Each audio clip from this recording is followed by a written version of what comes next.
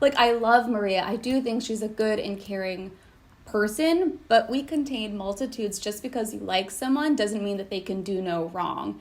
This is what happens when you're so busy holding space that when you see people holding space for you and you're like, oh, you're not good at it. Hi, everyone. I'm Julie. She's Kelly, and we're here to find love. We're back again this week for another Bachelor recap. Today, we're recapping episode 10, The Woman Tell All of Joey's season of The Bachelor. For those of you who don't know us, we're two dating coaches who analyze the relationship psychology and dating themes in reality TV shows, especially The Bachelor. If you're into this kind of stuff, hit the subscribe button to follow along and join the conversation. You can also listen to us in podcast form on Spotify and Apple Podcasts.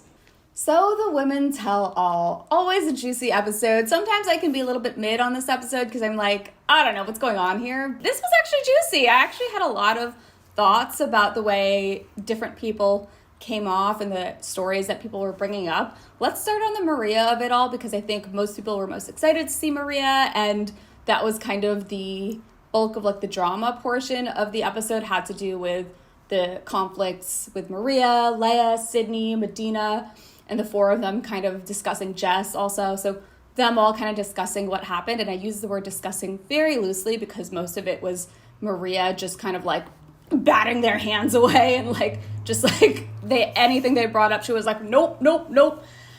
I will say a lot of people loved Maria's behavior in this episode. I kind of felt like she didn't come off the greatest. I was a little bit like, okay, Maria, I love you so much. I'm like, we all know here I'm like the biggest Maria stan. I've got like such a crush on her. I think she's amazing. I just kind of felt like she was a little bit, I don't know, I want to say like harsh in this episode. It felt like she really didn't give Lea or Sydney or Jess or anyone like any room to speak. She kind of just did this thing where she would like raise her voice louder to speak over them. And then they would be like, can I please finish my point? And she would be like, no, I have to get this in. I have to get it in. Or if she did let them talk, she would like give a dramatic, like kind of like physical reaction to what they were saying. She'd be like, ugh, like make a big like stink, like physical like reaction that would draw the attention back to how she feels about whatever they were saying. She was so successful at invalidating every single word that they said. Ooh.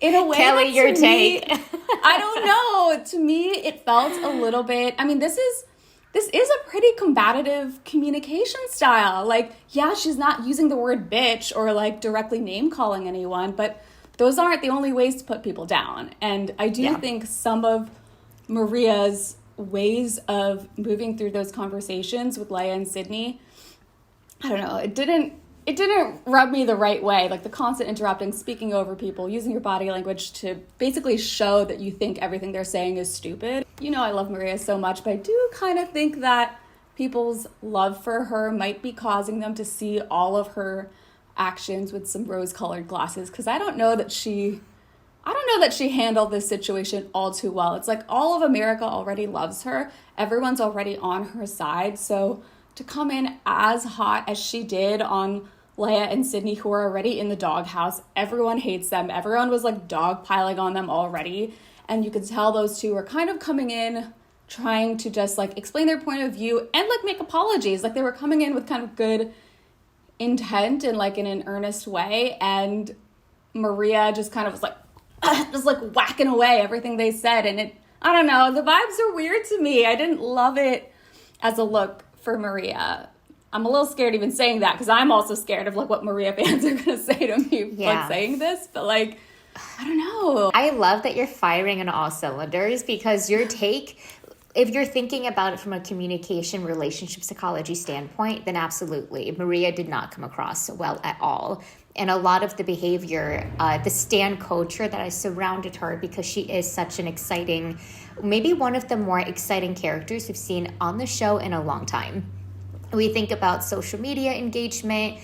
Over the last few years, it's steadily decreased for so many of the contestants. I feel like a little Bachelor anthropologist. I'm just like there. It's been really decreasing. Like people are just not getting the numbers, the kind of influence they used to have. Maria is kind of a return back to influencer form. People really like her. She's kind of like this incendiary character. All of that makes sense on why people like her. But I think that what Maria why Maria was so strong in last night's episode was that I believe, and I made this point a few episodes ago, I just think that she is very aware of the cameras. I think that she didn't do the literal things that the girls said that she did, and she knew that there would be no receipts to back that up. So she really rested on her laurels, knowing that if anybody went back and reviewed the episodes, if there was any editing, she would always come across well. But what the downside of Maria is that she overestimated the literal translation and underestimated the emotional impact of how she came across. So she was just like, I didn't do those things, but yeah, like you did feel bad, but I didn't say it. So she was just kind of like continuing to say that again and again and again. And I really feel like it's because I think I saw on TikTok that like her dad paid for her to get media training. I would not be surprised. Like she just seemed, and maybe that's just like some tea on the internet, but I think that she maybe she feels like she's meant for reality TV. Like I think she's aware of it. I think she knows the camera. I think she knows the editing. I think she knows production.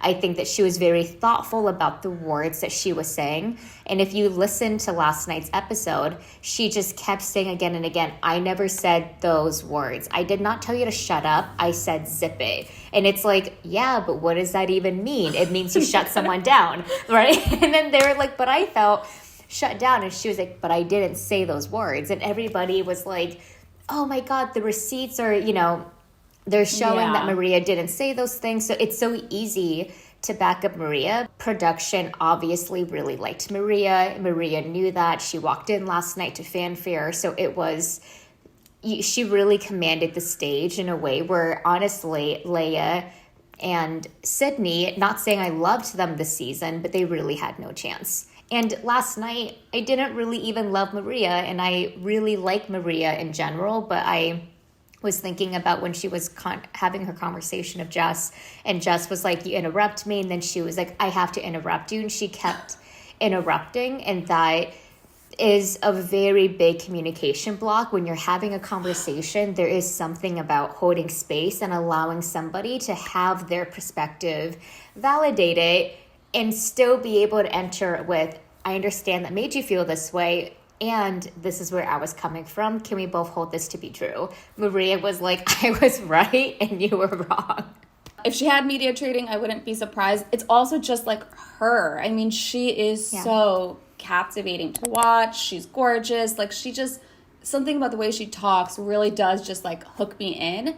And it's tough because you have people like Lea, who is coming in and she's talking not to like make people like her, which is funny because that's what people are accusing her of, but she's talking about something that she values, which is like standing up for a friend, right? And this is a conversation we had around the Lea part of the season. We had this whole long conversation about Lea's approach to the conflict, and Lea is coming in with something that she really, really believes, and she's just getting talked over because she just doesn't have the charisma that Maria does. And to me, that makes things a little tricky. In the end, she ends up like making up with Sydney and Lea, but it's weird to me. To me, it comes off a little bit surface level because she spends the entire Women Tell All basically being like, I'm not going to hear you out. I'm not going to hear anything about how I hurt you. And I will take no accountability for the behavior that I did that harmed you.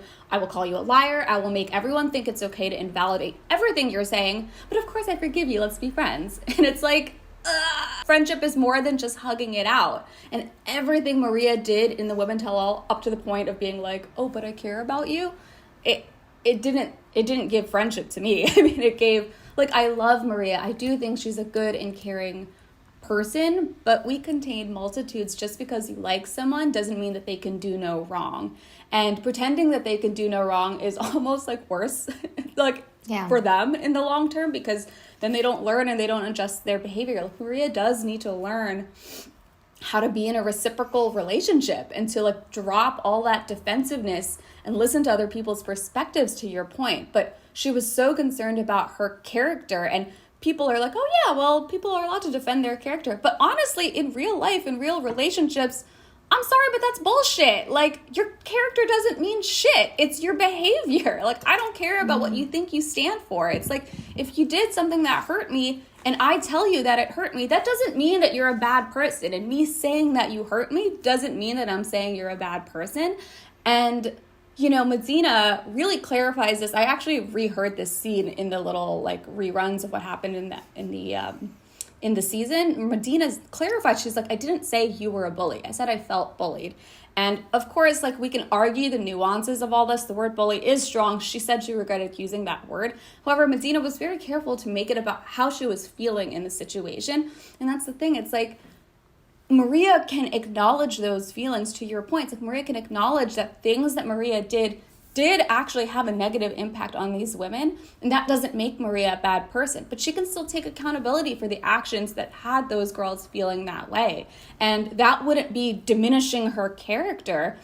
But because Maria so strongly pushed back on everything that they said, I mean, it's not surprising that this whole thing blew up the way that it did. And, you know, to your point, Julie, it's like, the truth is, like, a sustained, healthy, reciprocal relationship comes from being able to acknowledge when you've hurt people and just to listen to them, listen to their feelings, accept criticism without immediately jumping to defend your character, and just making space for other people's point of views.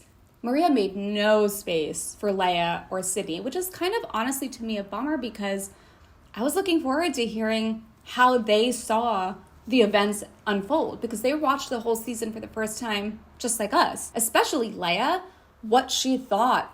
Upon looking back, seeing kind of the full context of everything that happened, I really wanted to hear from Lea and how she interpreted her own behavior. Like, I wanted her to have that space to explain herself and what she thought about how this all went down, but we didn't get to. We didn't get to hear anything because Maria was just talking over everybody and making sure that her point of view is the one that gets heard. And that's not what real relationships look like. Like, in real life, we can't just be making sure I need to get my point through, at all costs. And that's kind of what Maria did in this conversation. So, I don't know.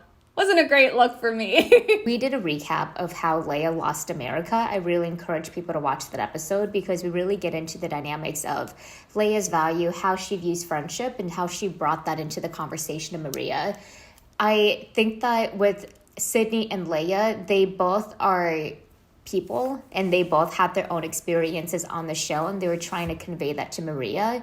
And last night was a conversation between people to have a lot of room for interpretation based on how they viewed something. No one was right, no one was wrong. That just does not exist in a conversation. It just doesn't.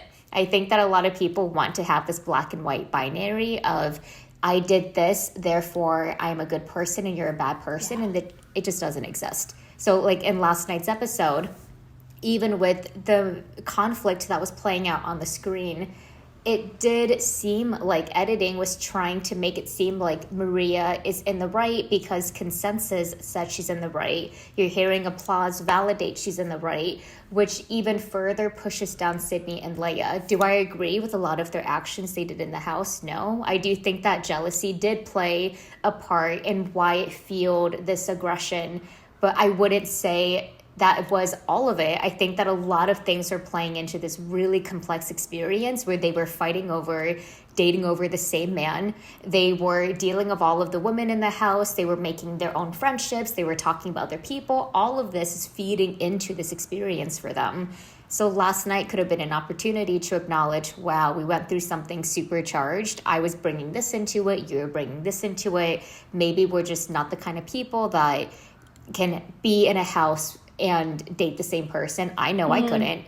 So they could have just brought that into the conversation a little bit, Yeah. But we didn't get that. It was like Maria was in the right. The other girls in the house said Maria was in the right. So therefore, Sydney and Lea just got squashed down further.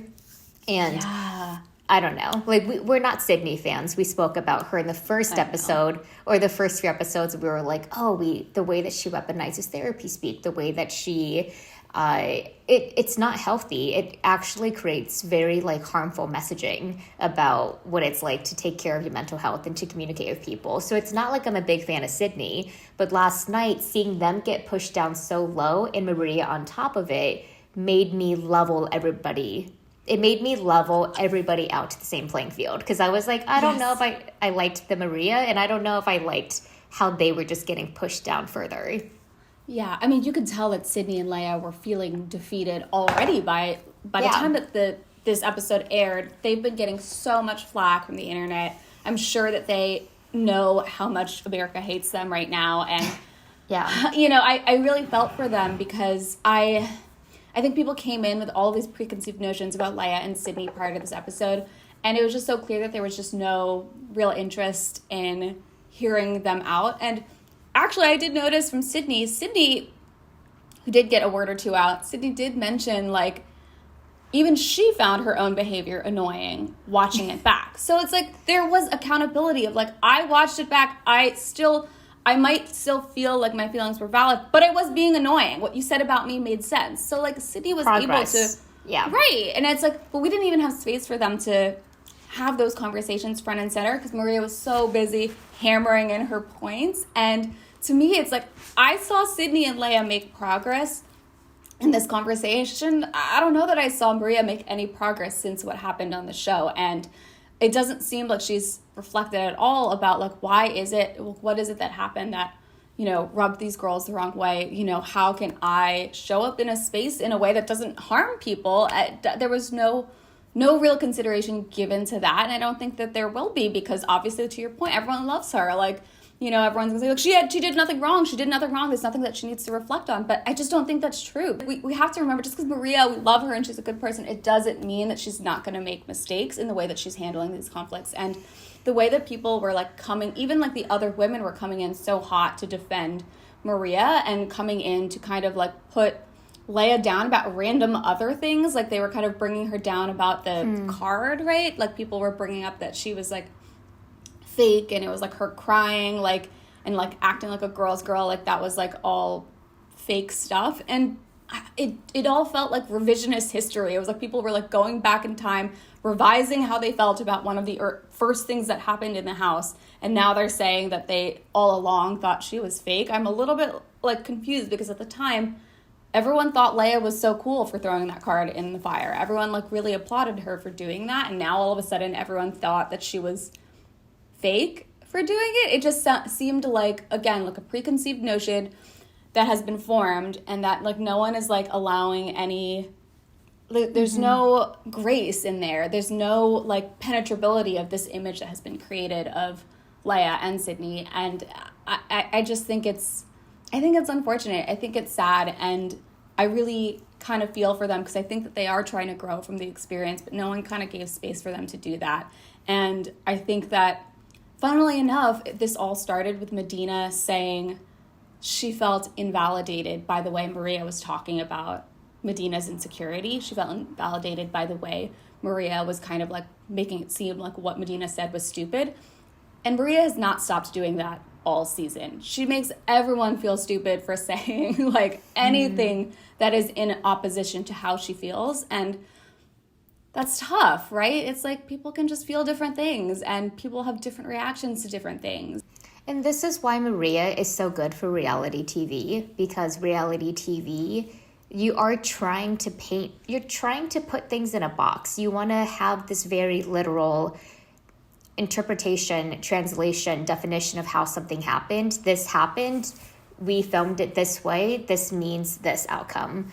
So the nuance of all of these conversations actually, weirdly enough, ended up really serving Maria, and Maria came off looking amazing. I mean, I still like Maria. I know Kelly still likes Maria, but there is something to be said of, why are we praising her? Like, I don't like the way that she did this about face of, you know, like you were saying that she was talking to Sydney and Lea and Jess and kind of talking over them. And at the end, she made this overture for, like, an apology of just, like, let's hug it out. Let's be best friends. I don't really like people making up to me that way, where it's like, oh, like, we're having this really combative conversation. I'm not going to apologize for how I made you feel because this is how I came across and you just have to accept it. But I know that you and I are going to be really close. There wasn't any nuance to that apology either. This is what I mean about the nuance, is that Lea also did some things during the Woman Tell All where she also didn't have any nuance, where she was apologizing to Medina and she was like, I'm sorry you felt that way. Like, there are different things. Gosh, she said that. I was like, Lea. I know. And she was saying, like, gaslight. Like, no one came across well this episode. I think everybody had their back to the wall. They're in front of a live audience, everybody's cheering, everybody's like oohing, and that's what me and Kelly are trying to arrive at, is that there is nuance to what is happening. No one came across looking great. This was not a communication one-on-one class in the slightest, except maybe what not to do. Like, this is exactly what you don't do if you're trying to build a bridge, if you're trying to see somebody's side. I do think there were some good points that everybody had, to your point with Sydney, with Maria apologizing and like hugging everybody. Like, everybody had good moments, but there were certain things that could have been done to really feel authentic and to feel like, wow, this was a good conversation and involved to the heart. There's some resolution. It just felt a little bit like, let's make it up. We've got 2 hours to film this. Let's get it going. I know. You're so right. And I really love how you bring up this kind of like tendency to hyper focus on like the details of like, did I actually say that? Did I actually like do that? And I think you're so right. First of all, reality TV really makes us want to do that. We want to be like little forensic like investigators. Let me investigate and look at the details of the scenes. And by the way, first of all, Maria said she never called Sydney weird, and that I know was made it into the cut. I saw her use the words "you're weird" to Sydney, so I know that she did say that. So I, take everything with a grain of salt. I don't exactly know what was or wasn't said, but I do think, generally speaking, the tendency to hyper focus on the details, really, to your point, like, it distracts from the point, which is, how did it feel? What did this action, this behavior, make someone feel? And the exact language of what was said is kind of besides the point, as much as it is the experience that these three girls had, which was feeling talked over by Maria, feeling like what they said didn't matter, feeling like whatever. Like, those feelings were real. If they didn't nail the exact things, I kind of feel like we've all been in that situation where we are in a conflict with someone and we're trying to explain what made us feel a certain way, but we can't exactly remember the specific moments. It's almost like we can't exactly remember, like, why was I feeling this way? What happened? And I try to explain it, but then, like, I say one little thing wrong and that person hooks on to that one little thing that wasn't totally accurate, and then the whole conversation becomes focused on that point, and I'm like, okay, I that wasn't right. But my whole feeling was still valid, but I just, like, I didn't describe it right, and that becomes the whole focus, and it kind of sucks. And that is what kind of feels like is happening with the Sydney, Lea, Jess situation. Like, I feel for Lea. I was really annoyed at her for bringing up the word gaslit.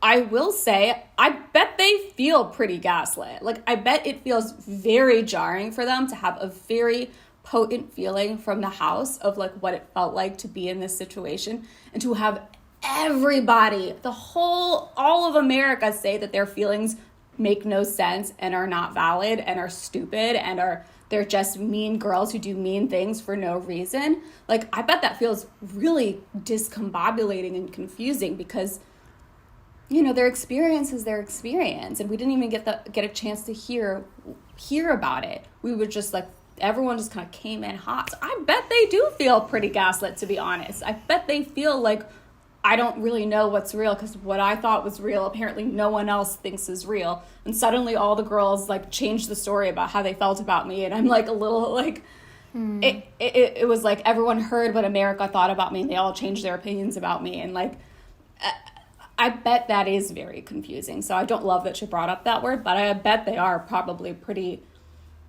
disoriented by this experience. The Woman Tell All was super fascinating for us to watch from this analytical perspective, because usually it's like so boring. But last night I was like, whoa, there are so many things that everybody was doing where they were getting so lost in the weeds. I think a lot about, there's like in somatic therapy work, there's something where there's dramatic narrative where people get caught in the he said, she said. And that is where so many fights get lost in this whirl of this happened, so this happened. And it's really important to shift into a reflective narrative where you talk about your emotions and you say, this is how it felt to me. I understand that's not how you wanted it to come across, but this is how it felt to me. That puts it back in your body, which is what somatic means. You're experiencing the body and what's happening in the moment.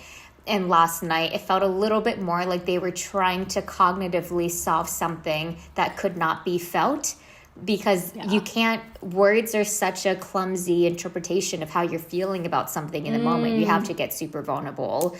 And there wasn't a lot of vulnerability for Maria. And if she is Bachelorette, I suspect that would be more of a theme for her. I noticed this actually with Maria's little tiny conversation with Joey, like for like a split second, they like just touched on it. And once again, she was like, yeah, it was cool. Like, we had a cool connection. Like, she, like, really played it so chill in how she talked and reflected versus some of the other girls who were really willing to say about, like, wow, like, Joey really changed, like, my perspective on dating. Or, like, wow, like, we really connected and it makes me emotional to think about that. Maria, I mean, before Joey came out, she was a little bit like, yeah, there's this sense of what could have been. And she was a little bit more open about it. But as soon as Joey was there on the stage, she, like, kind of was like, yeah, it was fun. I was like, Maria, you don't have to, like, seem unaffected by this. Like, there's no need to seem like, you know, you weren't really into the relationship. And she did the same thing during the breakup between her and Joey. Like, when he didn't give her the rose, he walked her out. She, like, kind of didn't participate in the conversation at all. She was like, okay, well, bye. And then she just, like, gets up and walks into the car. And then in the car, she starts to get, like, emotional, but in front of him she wouldn't do it. And you're right, I bet that the vulnerability, if she is the Bachelorette, I can see that becoming a bit of a challenge for her, because I do think she's very, in a weird way, she's so authentic and herself, but I do think that she is concerned about how she comes across, and maybe like her, you know, not wanting to seem like weak or like rejected, or like she was actually invested in Joey. That was kind of some of the energy that I was kind of getting from Maria. Again, I just want to say, like, I love her so much. She's amazing. I would be very excited to watch her as the Bachelorette. I wouldn't say she's my first pick. I'm still like really kind of on the Jenn train, and we'll transition into talking about Jenn.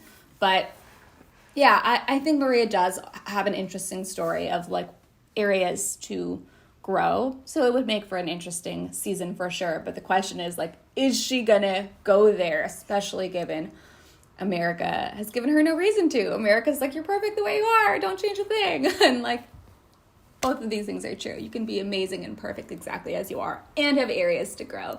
And I just hope Maria can hold those two things simultaneously.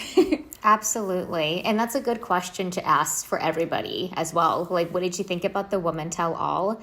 Did you feel like Maria came across super well? Because the internet sure did. Everybody in the house sure did. But do you feel like there was something that was missing when she was communicating to everybody? Some kind of grace, some type of vulnerability, some type of acknowledgement that maybe her actions didn't come across in a way that was actually hurtful to people? Let us know in the comments down below. All right, so everyone's blood pressure is spiked after the Women Tell All, but if you want to get it there for good reason that'll get all your senses going, allow us to introduce you to the sponsor of today's video, Dipsea. Dipsea is an app full of hundreds of short, sexy audio stories designed by women for women. They bring steamy scenes to life with immersive soundscapes, realistic characters, and engaging voice actors. There's so many stories to suit your erotic interests and fantasies, whether you're looking for something romantic and intimate, rough and wild, or something in between. One of my favorite things about the app is how many different types of content there are depending on your mood. You can listen to erotic stories via audio or read a few text chapters in bed. which is my personal favorite because I read so much smut fiction growing up, and these stories really give me that same thrill. New content is released every week, so you can always find something new to explore, or you can just cozy up with some go-tos and listen to your favorite stories again and again. If you're looking for a gorgeous, thoughtfully designed space full of content that actually understands what women are into, Dipsea is the place. It's such a good way to explore your fantasies, heat things up with a partner, or just relax and unwind. For listeners of the show, Dipsea is offering an extended 30-day free trial when you go to dipseastories.com/heretofindlove. That's 30 days of full access for free when you go to dipseastories.com/heretofindlove. dipseastories.com/heretofindlove. The link will be in the description, and seriously, guys, that is such a fun little offer. If you're even a little bit curious, this is such a good way to dip your toes into the world of sexy audio stories. Thank you again to Dipsea for sponsoring this video. We did get to Jenn, who I think should be our bachelorette out of all of the women from Joey's season. I'm so glad that she was able to get the hot seat. I'm so happy that she had an opportunity to talk to Jesse about the impact of her love story, especially when everything was cut so short. Her goodbye of Joey just felt very interrupted. We didn't get to see this continuation of Jenn exploring these really complex thoughts about love and her family and about what it's like to be part of the Vietnamese diaspora. It was amazing to give her an opportunity for her to really share more about what's happened to her since, about how she is so much closer to her mom, how her family's reaching out to her, how she's healing so much. And she is, it was just really beautiful to see Jenn thriving and her finding meaning and the kind of closure that she can have after her breakup with Joey. I really had no notes from her hot seat except give her a season. Let's keep exploring her further. I felt the exact same way. I was like, oh my gosh, I feel like Jenn is like a little like cauldron of like fascinating like ideas and interesting stories that I feel like we never get to see on TV. And like she's so cute and she looked like a mermaid. I was like, oh my god, that green dress, the long hair, I was just blown away. I love her so much. And like I think every time she's on my screen, I'm like, I want more. So I feel like she'd be such a good bachelorette. I really, really want to see it happen. I think she's my top pick.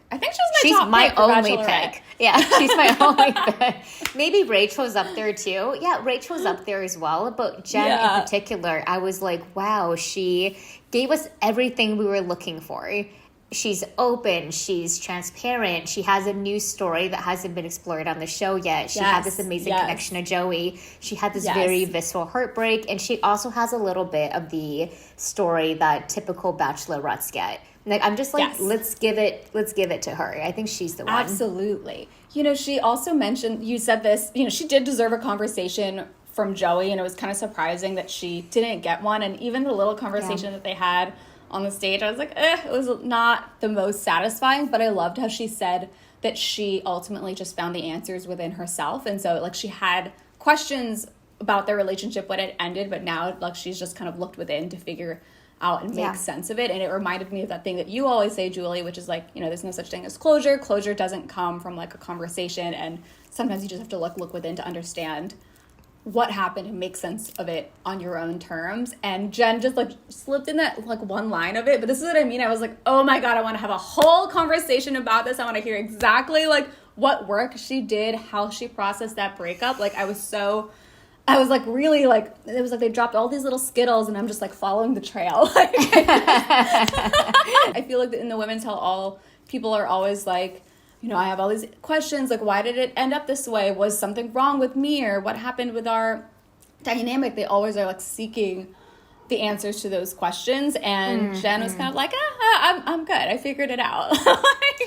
Because what man is going to give you an answer about yourself? Let's be real. Like, it's better that we are defining what that means for us. And I love that Jenn knew that her meaning making was going to be what got her to the other side. She didn't need Joey's assistance. I'm sure watching the show back made things a little bit more clear for her. Yeah. But wow, I really, really, really want to see her as Bachelorette. And it felt like she was getting a little bit of that edit on stage. I agree. Yeah. I thought so too.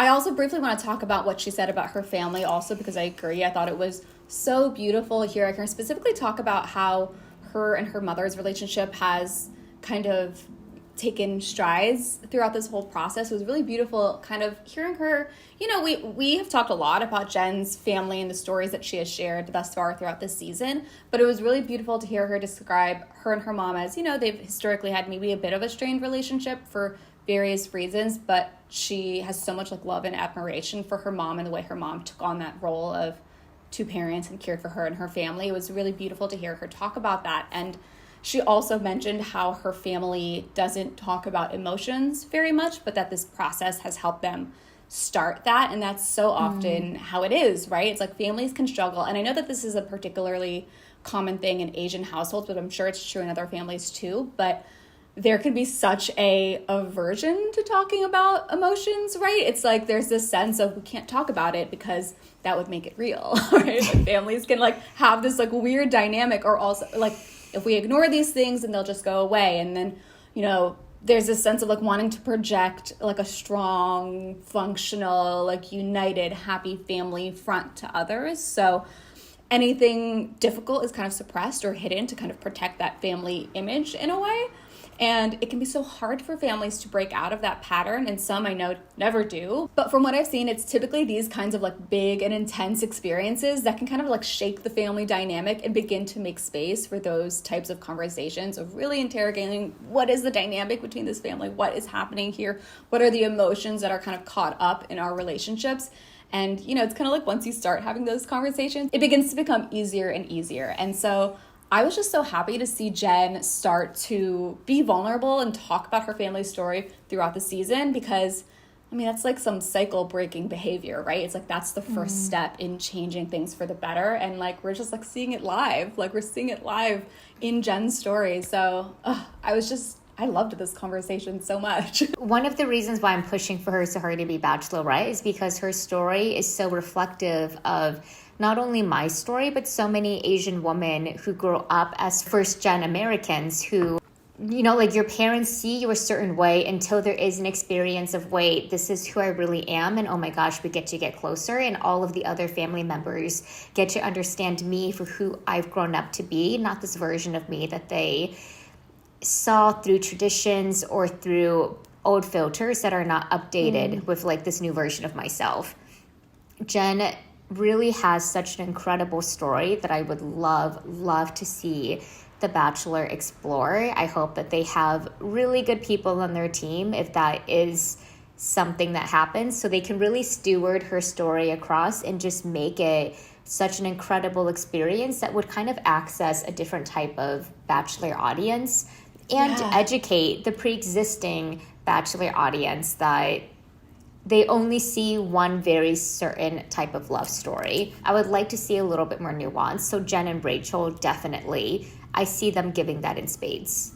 Yeah, absolutely. I guess we should go in and talk about Rachel now, because there's a lot to say about her too. But let us know down below what you all thought about Jenn's hot seat conversation and overall Jenn's story. Is anyone else like so excited for Jenn to be the Bachelorette? Because that's where I am. I'm so ready to see it. I'm so ready.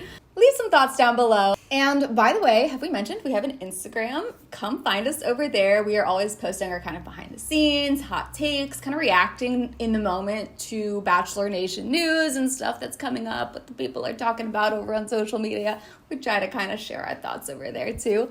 We love having conversations in the DMs. So yeah, hope to see you over there. Okay, so let's get into the Rachel part of this Women Tell All. I was pretty emotional, actually, during this scene. Rachel opens up about all the racist messages that she's been receiving, people calling her the N-word and, like, jungle Asian, like, horrible, really horrible things. She mentioned, like, cruel TikToks, including one of, like, someone, like, making barfing noises at the scenes of Joey and Rachel kissing. This is, like, horrible. I'm, like, I actually, like, cried quite a lot watching this scene. I think I had like a lot of, it was just like pent up emotions. Julie and I have been talking so much about the way Rachel has been treated overall all season by production and by the fan base. And I guess like a lot of the emotions like came up seeing Rachel like open up about it so directly. And like, I kind of feel like me and Julie were like here talking about this. Like last week, we talked in so much depth about the racism at play in the way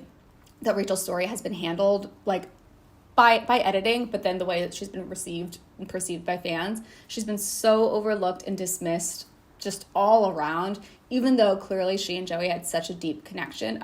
I really recommend going back and watching that video that we did last week. It's called The Love Story We Didn't See. Mm-hmm. I have, of course, seen some people saying that it's not about her race. They just didn't have a connection, and I didn't see a connection between these two. But I mean, after this Women Tell All segment, you know, I think it's really clear that the overwhelming tone of most of that criticism in response to Rachel has been tinged by racism. And I think we so often want to believe that's not what's happening, and we will make excuses. We avert our gaze from that ugly truth. But like, props to Rachel for calling it what it is, because it is not easy to get on that stage and just like even talk about race or racism at all is so hard. I know Julie and I struggled when we had to have that conversation last week, and I was like stressed out about bringing that conversation to the forefront. And I was just so proud watching Rachel, you know, be vulnerable and be willing to talk about it on, you know, in the Bachelor community, which isn't always the most kind to these people who bring up conversations about this. So I was just so proud of her, and also just sad. I cried a lot. I think I had like all of the feelings. It just all was like coming up for me when she was talking about this, and it's so personal for so many reasons. But yeah. Thank you so much for sharing that. And last week's episode was emotional for me and Kelly, for us to talk about it, for us to think, what do we say? Because it's 2024 and we don't want to admit racism still happens, but it does still happen. Rachel is half Black, half Filipino. She discussed that last night's episode. The color of her skin definitely played a part in how America perceived her. They thought, no way, Joey's attracted to somebody that doesn't really wear makeup, that puts her hair in a bun, that, you know, like there are all of these things that were fueling how Rachel was being perceived by the general public. And one of my emotions watching it last night, I love that you were sad.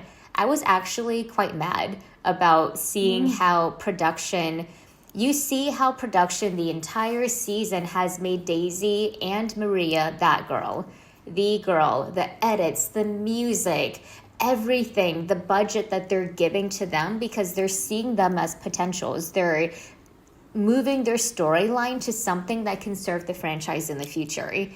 They could have done that to Rachel too.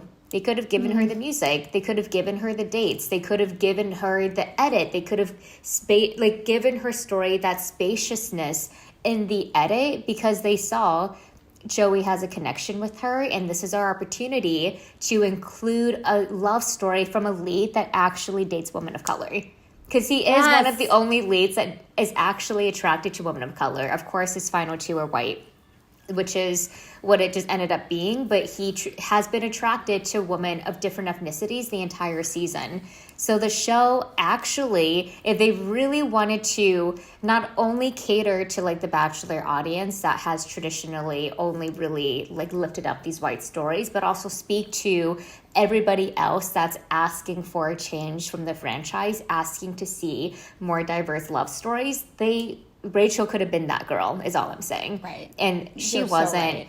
They diminished her. They edited her down. They gave her a friend storyline, which we spoke about the last episode. I really highly encourage people to watch that, because I speak a little bit about how growing up, the movies that I watched at least, because I was a rom-com lover. Those were the movies that I watched growing up, and it was always like two white people falling in love, and like different people of color that were these best friends, or the people that had crushes on them but never really had an opportunity to be with them. And what was Rachel's storyline? It was her and Joey being friends, homie energy. And I just kind of like makes me laugh that people kept saying, oh, you know, they seemed like friends. With my partner, I feel like he's my best friend. If we weren't touching each other, then we have that energy where it's like, oh my gosh, we're just friends. We have this really fun, lighthearted, playful energy with each other. Is that not what a partnership also is? Like, that is such a huge part of when you're in a relationship with somebody, you want to enjoy their company. They enjoyed their company. The show highlighted that.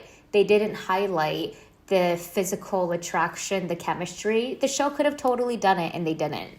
So I do feel like, right, like the show had a responsibility. The way that Jesse, the host, kind of played it down a little bit. Oh man, these girls get a lot of love, right? I was like, what are you doing, Jesse? Shut call up. It racism. Yeah, call it racism. That what it was that Rachel specifically, she was definitely occupying a lot of different intersections with how people perceive Joey. Like, they just thought Joey would end up with somebody else, and she just looked different than that idea, and she was attacked for it. That's what she tried to say on the stage. Jesse tried to make it seem like it wasn't what it actually was, and that was me being like, oh damn, the show is pretty, it's still quite backwards in some ways. Yes, you're so right. I noticed that about the way Jesse responded too. He was like, man, it's so horrible that you're getting hate. Who else has gotten hate? I'm like, why are you trying to diminish what Rachel is talking about? Let's not act like the kind of hate that Rachel has been getting is the same as the kind of hate that like Sydney or whoever has been getting. It's not the same.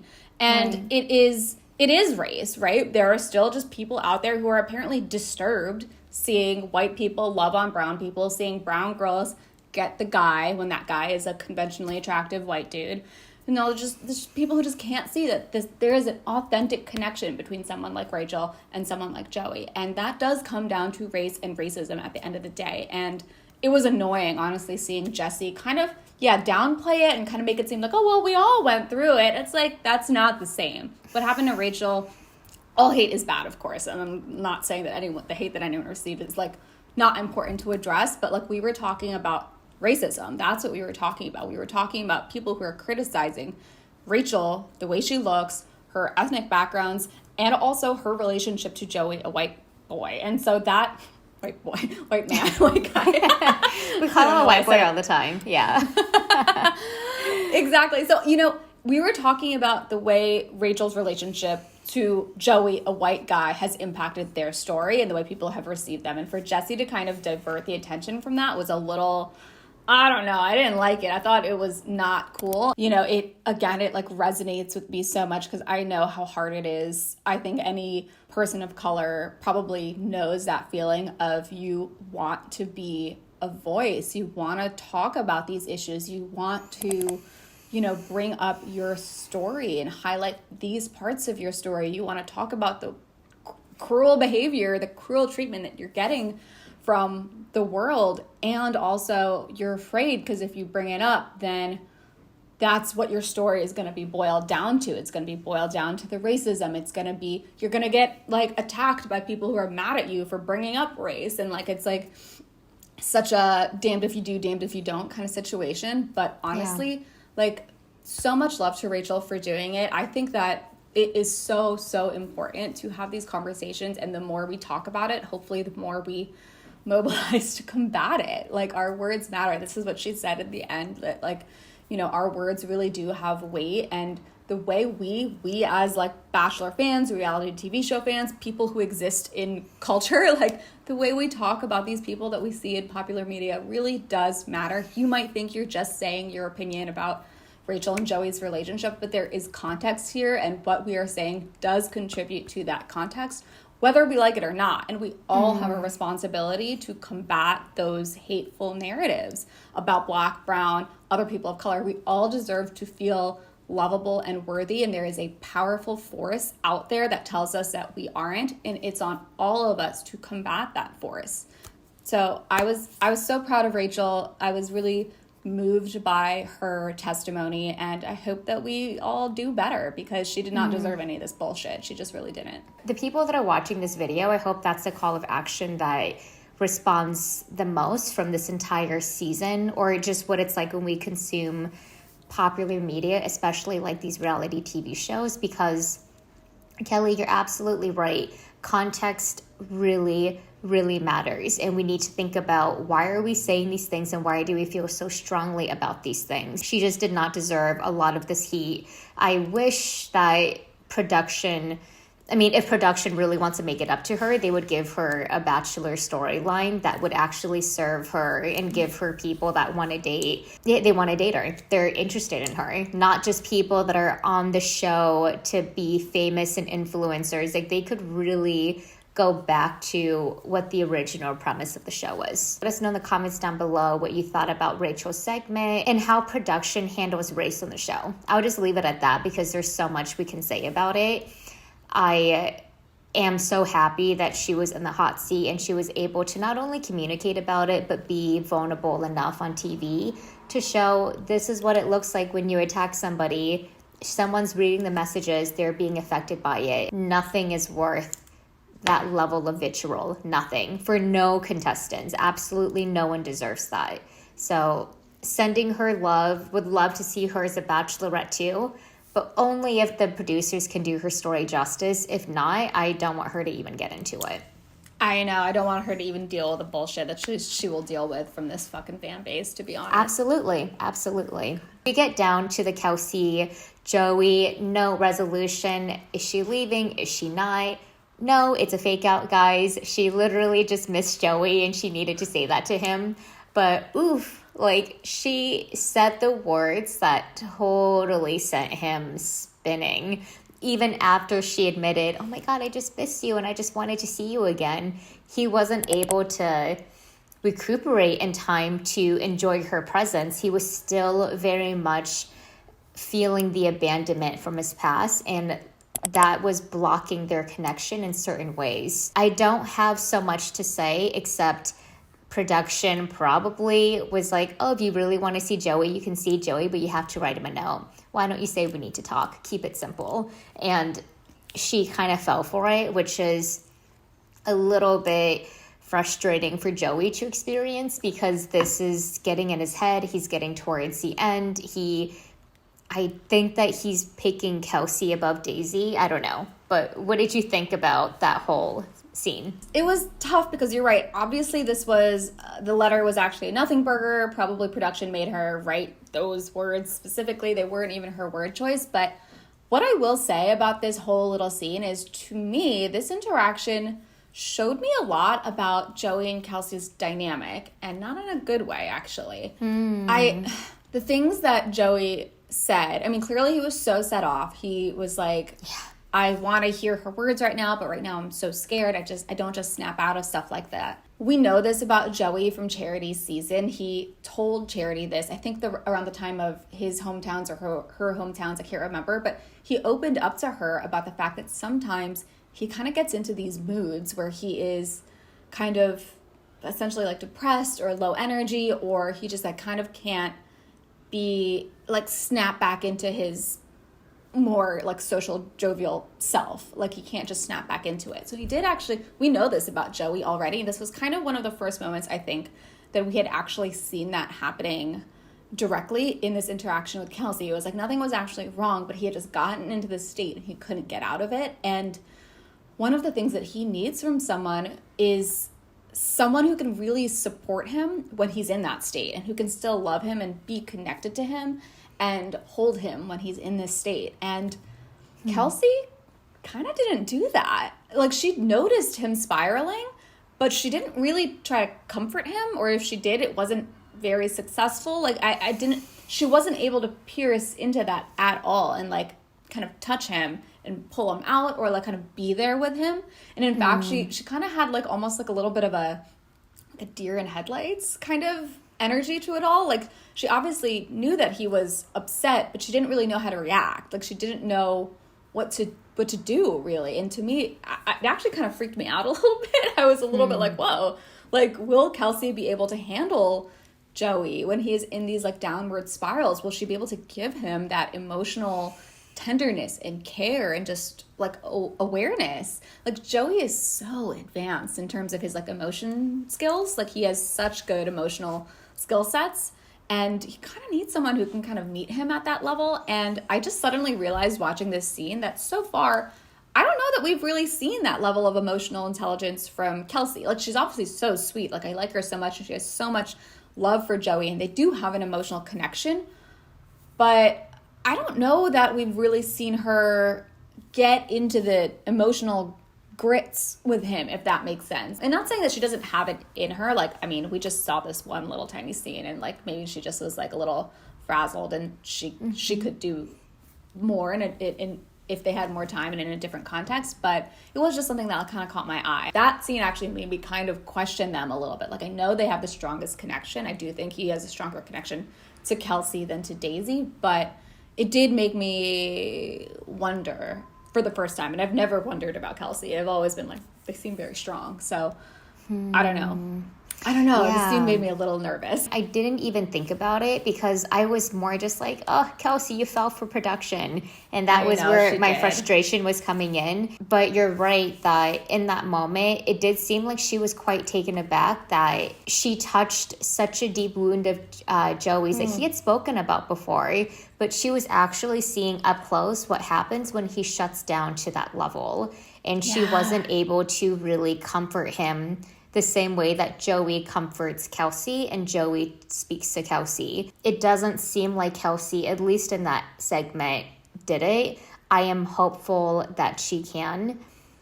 And it's like, oh man, we're down to the wire. And I just, like, these are the final two. Like, can one of them do it? I have no idea. Because if it's not Kelsey, it's Daisy. And I feel more than ever, I mean, we barely saw Daisy this episode, but I feel more than ever that it's definitely not Daisy that can be the emotional container that Joey needs. I think Kelsey could do a better job, but there was something that, you're right, was a little bit off about that connection. Yeah, and you know, I'm not saying that she doesn't have it in her. Like, I do think that maybe she can have those emotion skills, or she can learn them. Like, I do think that this is not like she's a lost cause just because she didn't handle this letter situation that well. Like, that's not, it was just something that I noted, because, you know, there's obviously so much chemistry between them, but the chemistry is just one small part. Like, it's just one small part of a relationship, and for a relationship to last a lifetime, and especially with Joey, there's so much emotional skills that are necessary. And you're right, I had the same feeling. I was like, can Kelsey or Daisy meet Joey at the, like, Joey is so next level with his emotional skills. And I did kind of realize that now with Rachel gone, Rachel, we know, has those skill sets because we have seen her hold Joey in that way, but not really so much with Daisy and Kelsey. So I have started to be a little bit like, are either, like, I get that these are the two girls that he likes the most and that he is the most connected to. Definitely with Kelsey, you feel it. Like, it feels like, I would assume he's going to pick her based on, like, the strength of their connection, or at least what we're seeing. But I do feel a little worried about either of these two as the final person for Joey. But maybe we'll be proven wrong. Let's see what happens next week. This is what happens when you're so busy holding space that when you see people holding space for you and you're like, oh, you're not good at it. You're not. Oh my God, this isn't, I don't like this. You know? Joey's kind of, I can do it for you, but like, this is not what I said. That's exactly what the scene felt like. It's like, Joey is so good at it. So I was like, you just kind of, you're like, oh, they're so emotionally connected. But then when the role is reversed, it's like, ooh, wait, what's going on here? Let's be real. Do a lot of these couples really end up together, barring Charity and Dotun, because, you know, I think that she actually has a very secure attachment with Dotun. But out of all of these other leads and relationships, I don't know. So maybe that begs a bigger question. This might be a very unpopular forecast, but are they even going to be a good relationship? I mean, they're very attractive, very hot, but honeymoon stages, everybody seems like they're perfect together when it's like the vibes, the butterflies, literally the butterflies of the excitement. And it just seems so perfect and it feels so good.